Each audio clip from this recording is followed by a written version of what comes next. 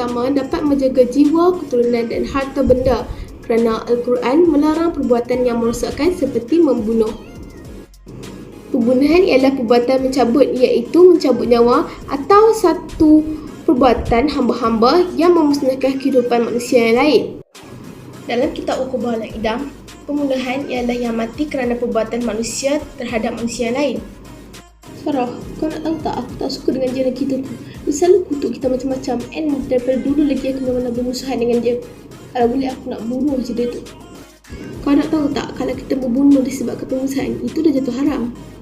Lainlah kalau orang yang keluar berperang untuk mempertahankan Islam, yang lawan dengan orang yang keluar daripada ketaatan pemerintah Islam, yang itu tak apalah.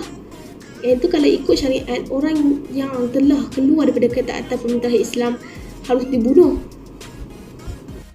Tapi kalau kita membunuh untuk membelakan diri, tak apa, sebab kita nak melindungi isteri kita, keluarga kita daripada diancam orang yang berbahaya. Kau nak tahu tak, Nabi Muhammad SAW pernah bersabda yang bermaksud tidak halal darah seseorang Muslim ditumpahkan kecuali dengan salah satu daripada 3 sebab berikut: janda atau duda yang berzina, nyawa dengan nyawa orang yang keluar daripada agamanya, serta meninggalkan jemaah. Kalau macam tu tak apalah. Nanti biarlah aku nasihatkan dia. Walaupun aku memang selalu sakit hati dengan dia. Terima kasih sebab bagi tahu. Yang kedua, dapat meningkatkan keyakinan kepada Allah Subhanahu Wa Taala dan kerasulan Nabi Muhammad sallallahu alaihi wasallam. Kerana Al-Quran menjelaskan bahawa Allah Subhanahu Wa Taala mengutuskan Nabi sebagai rahmat ke seluruh alam.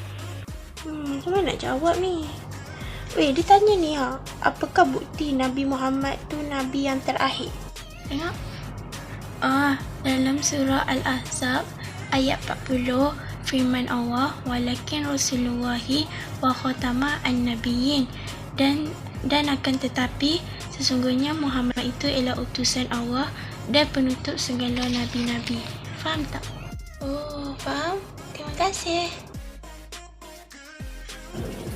Yang keempat, menjaga hubungan persaudaraan sesama Islam dan menjaga hubungan baik dengan yang bukan Islam. Jom ni bola. Ada bosan lah.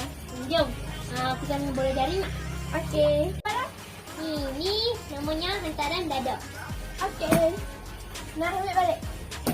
Ni namanya hantaran lock. Yang ketiga, dapat membentuk masyarakat yang berperibadi mulia kerana Al-Quran mengajar perkara yang membawa kebaikan seperti menolong orang dan melarang melakukan perkara yang membawa keburukan seperti membunuh. Assalamualaikum, Madim. Kenapa? Awak buat apa tu? Untuk ni. Oh, rajin lah awak. Salah, kata tadi. Ni saya dah masak lebih sikit. Beri pun sup. Oh, saja. Okey, sama. Masih bagi aku panggil ni. Tak payah. Ambil tu tak apa. Saya ada banyak lagi kat rumah.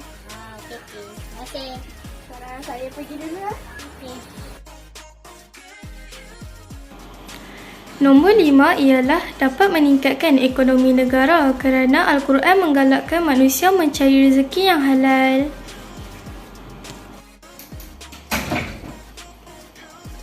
Alhamdulillah, terima gaji yang halal dengan menjual Al-Quran.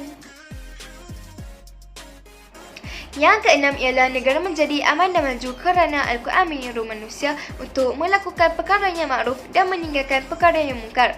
Amar makruf nahi mungkar ialah perintah untuk menegakkan kebenaran dan menjauhi perkara yang salah. Amar makruf nahi mungkar juga dapat ditunjukkan dalam kehidupan seharian. Makruf meliputi perkara yang benar, manakala mungkar meliputi perkara yang salah.